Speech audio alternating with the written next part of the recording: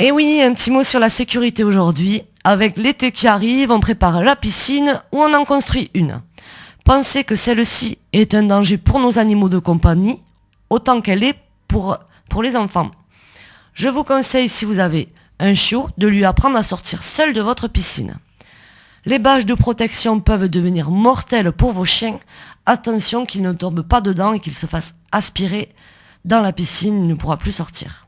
Je vous conseille, comme la loi l'exige d'ailleurs, de mettre en place une alarme ou encore mieux une barrière pour prévenir tout accident. Merci à tous et ne désespérez pas, le soleil va bientôt arriver. Et oui, ça y est, c'est l'été. Et avec ça, les longs trajets en voiture pour partir en vacances.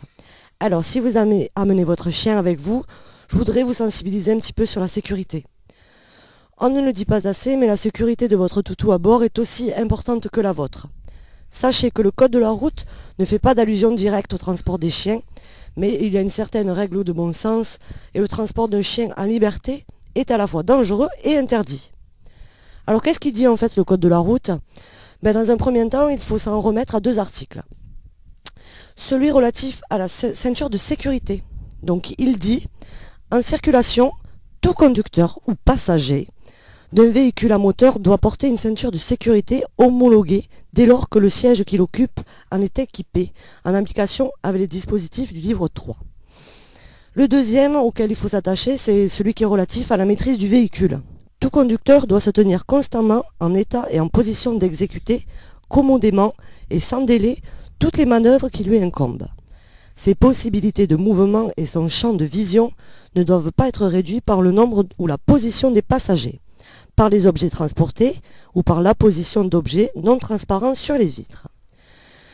Et lors de vos arrêts, toutes les 2 heures, pensez que le stationnement d'un véhicule avec un chien à bord est encadré par un article de loi qui stipule « Tout arrêt ou stationnement gênant, dangereux ou contraire à toute disposition prise par l'autorité investie du pouvoir de police d'un animal isolé ou en groupe est puni de l'amende prévue par les contraventions de la première classe. » Est muni aussi de la même sanction le fait pour tout conducteur de s'éloigner du lieu de stationnement de son animal sans avoir pris les précautions utiles pour prévenir tout risque d'accident du fait de son absence.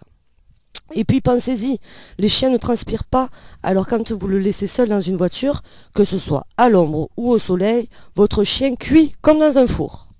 Deuxième chose à laquelle on pense peu, mais hélas, lors des accidents, votre chien, s'il n'est pas en sécurité, sera éjecté dans toute la voiture et pourrait même vous tuer.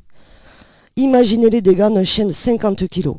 Et les pompiers, croyez-vous que c'est leur faciliter la tâche de devoir régler le problème du chien qui va certainement ne pas les laisser rentrer pour vous sortir de là? Je vous laisse imaginer.